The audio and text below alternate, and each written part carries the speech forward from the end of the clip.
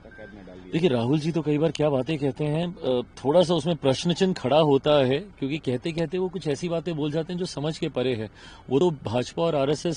रज्जो, तू यहाँ? तू आज काम पे भी नहीं आई? आज मन्नू की स्कूल की बस लग गई है ना, इसलिए इसको छोड़ने आई थी। स्कूल की बस? पर तेरा मनु तो सरकारी स्कूल में पढ़ता है ना? हाँ जी दीदी, अब सरकारी स्कूलों में 200 बसें चल पड़ेंगी, जिसका फायदा मेरे मन्नू जैसे 10,000 बच्चों को होगा। सरकारी स्कूलों ਨੂੰ भी बहुत शानदार ਬੱਸਾਂ ਅਸੀਂ ਦੇਵਾਂਗੇ। ਪਹਿਲੇ ਬੈਚ ਵਾਸਤੇ 20,000 ਬੱਚੇ ਦਾ ਅਸੀਂ ਪ੍ਰਬੰਧ कर रहे हैं। से लड़ाई लड़ते लड़ते इंडियन स्टेट से भी वो लड़ाई लड़ने लग गए।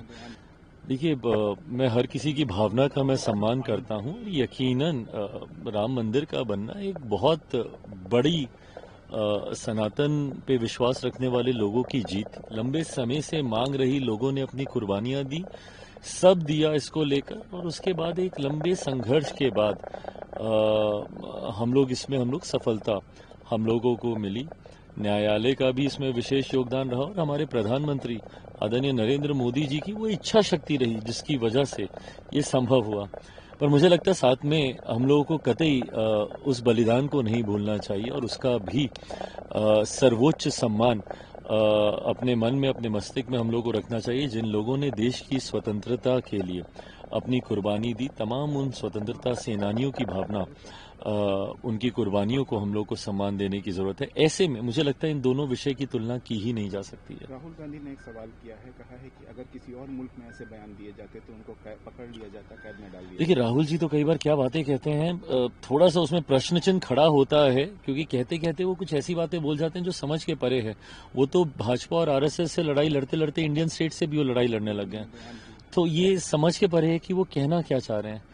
जैसे मैं कहता हूं कि हर किसी की भावना का मैं सम्मान करता हूं, बट उनकी भावना भी नहीं समझ में आती तो सम्मान या उसके ऊपर कोई प्रतिक्रिया देने का औचित्य ही नहीं है। राहुल गांधी ने एक बयान भी दिया है कि हम लोगों की लड़ाई जो है वो सिर्फ बीजेपी आरएसएस से नहीं है, क्योंकि उसने पूरे इंडियन इंस्टीट्यूशन को कब्जा कर लिया है, बल्कि एक इंडियन स्टेट से भी है। सो कैसे देखते हैं? हाँ, वही तो कहते कहते जब वो इंडियन स्टेट का जिक्र करते हैं, तो अगर वो भारत से ही अगर इसकी अपनी लड़ाई वो लड़ रहे हैं तो फिर बहुत बड़े प्रश्न चिन्ह खड़े हो जाते हैं।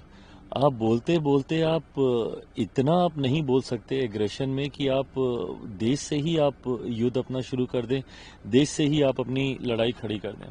आज बहरहाल उनके नए कार्यालय के उद्घाटन के वक्त उन्होंने इन सारी बातों को उन्होंने रखने का काम किया, बट हाँ, जब वो आरएसएस और भाजपा के साथ साथ अपनी लड़ाई में प्रमुखता से भारत का भी जिक्र करते हैं, इंडियन स्टेट का भी जिक्र करते हैं, तो मुझे लगता है कि देश की जनता इन तमाम बातों को भी सुन रही है, और उनके अपने साथी नेताओं को भी इस पर अध्ययन करने की जरूरत है कि क्या इस सोच का वो समर्थन करते हैं। मेरी चिंताएं अपने गठबंधन को मजबूत करने को लेकर है, मेरी प्राथमिकताएं एनडीए गठबंधन की मजबूती को लेकर है। मेरा द्वारा उठाया गया हर एक कदम, हर एक सोच इसी दिशा में है कि एनडीए कैसे और मजबूत होता जाए। 100% का स्ट्राइक रेट हम लोगों ने उपचुनाव में दिया, जिसको आप सब लोग ही सेमीफाइनल कहते थे। तो अब जब सेमीफाइनल में हम लोग के 100% स्ट्राइक रेट के साथ हम लोग की जीत रही, जहां पे एनडीए का हर एक प्रत्याशी जीता है, इस जीत को कैसे बरकरार रखें और एक बड़े स्ट्राइक रेट के साथ अधिकांश सीटें जीतकर 225 से ज्यादा सीटें जीतकर कैसे बिहार में विधानसभा चुनाव के बाद एनडीए की सरकार बने। मेरा हर कदम, मेरी हर सोच उस दिशा में। नीतीश कुमार को लेकर के लालू परिवार ने कहीं न कहीं एक सवालिया निशान खड़ा किया है। मीसा भारती हो, चाहे आपको रोहिणी आचार्य हो, उन लोगों ने कहा है कि अगर चाचा हमारे साथ आते हैं तो हम लोग कबूल कर लेंगे, क्योंकि उनकी तबीयत अब ठीक नहीं रहती है, उनको लोगों ने घेर रखा है। कैसे देखते हैं सब चीजें? देखिए, परिवार में एकता होना बहुत जरूरी है, और मैं मानता हूं कि अगर परिवार में विरोधाभास हो तो कहीं ना कहीं भविष्य में कठिनाइयां आती हैं। मैं अनुभव से इस बात को कह रहा हूं। ऐसे में जब परिवार के अलग अलग सदस्यों की अलग अलग राय है, और एक ही क्रम में अलग अलग सदस्य एक ही विषय पर अलग अलग राय दे रहे हैं, तो ये चिंता का विषय है। जहां मेरी बहनों ने अपनी अलग राय रखी, तो वहीं मेरे भाइयों की अलग राय रही है। लालू जी के सुपुत्रों की अगर आप राय देखेंगे, तेजस्वी जी की आप राय देखेंगे, उन्होंने स्पष्ट तौर से उन्होंने दरवाजे बंद करने की उन्होंने बात की है, और वहीं दूसरी तरफ उन्हीं की परिवार के कुछ सदस्य खिड़की दरवाजे सब खोल रहे हैं। तो ये विरोधाभास परिवार में, और जब वो भी सार्वजनिक मंच पर खुलकर आप लोग एक ही विषय पे दो अलग अलग मत रख रहे हैं, तो ये मुझे लगता है पहले उनको आपस में एक सामंजस्य बैठाने की जरूरत है।